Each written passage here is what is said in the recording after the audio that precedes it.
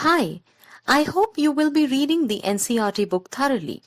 We begin the chapter with the story of Kanta, a poor lady who is discriminated because of her economic status. We then read from Jhutan, the autobiography of Om Prakash Valmiki, who was treated very badly by his own teachers in the school as he was a boy from a scheduled caste. Third, we see how the Ansaris were denied an accommodation since they were Muslims. All these cases show us that even in this 21st century, everyone is not treated equally. When a person is treated unequally, his or her dignity is violated. Here to keep a check on these discriminations, we have the safeguards from the Constitution. Now, let us see what are the provisions made in the Constitution for keeping equality. First, that every person is equal before the law. From the president of the country to a domestic worker like Kanta has to obey the same laws in the country. Second, no person can be discriminated against on the basis of their religion, caste, race, place of birth, or whether they are female or male. Third, every person has access to all public places, including playgrounds, hotels, shops, and markets. All persons can use publicly available wells, roads, and bathing ghats. Fourth, untouchability has been abolished. Now, how does the government implement the equality that is guaranteed in the Constitution? There are two ways for the government. First, through laws, and second, through government programs or schemes to help disadvantaged communities. The laws are to be followed strictly, and any kind of discrimination will have the consequences through the law.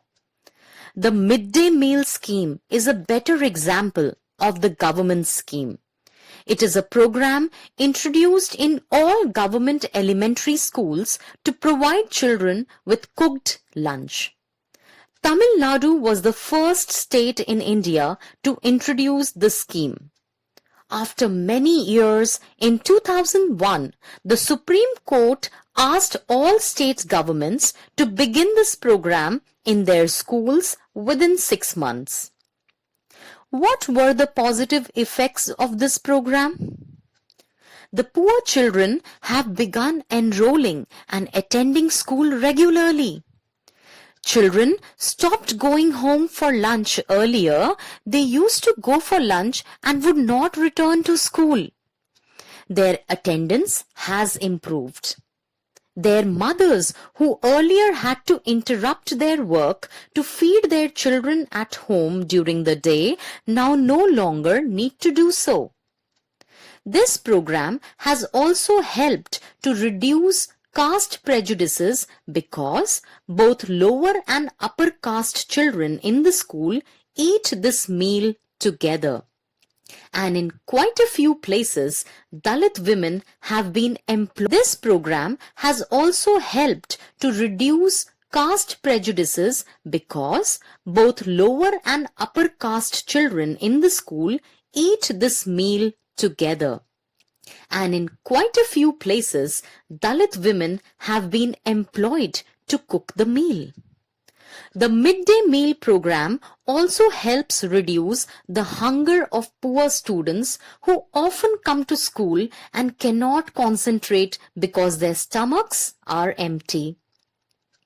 Do you think that these kinds of discriminations are done only in India? No. Crows are everywhere black. The issue of equality continues to be the key issue in other democracies around the globe. Let us take an example of the United States of America. The African Americans of USA are children of former slaves. Their ancestors were brought over from Africa for slavery. Even today, they continue to be discriminated. Situations were better with a movement in the late 1950s to push for equal rights for African Americans. Prior to this, African Americans were treated extremely unequally in the United States and denied equality through law. For example, when traveling by bus, they either had to sit at the back of the bus or get up from their seats whenever a white person wished to sit. Rosa Parks was an African American woman. Tired from a long day at work, she refused to give up her seat on a bus to a white man on 1st December 1955. Her challenging steps were followed by many. That became a starting point for a huge agitation against the unequal ways in which African Americans were treated, and which came to be known as the Civil Rights Movement. But is that the end of discrimination in USA? Inequality still continues. This is mainly economic inequality. A majority of African Americans continue to be among the poorest in the country. Most African American children can only afford to attend government schools that have fewer facilities and poorly qualified teachers as compared to white students who either go to private schools or live in areas where the government schools are as highly rated as private schools. Now, let us see what are the challenges of democracy. Is our country completely a democratic one? No. No country can be described as being completely democratic. If you need to bring equality and stop discrimination, it should begin from each one of us. Do we respect the dignity of everyone?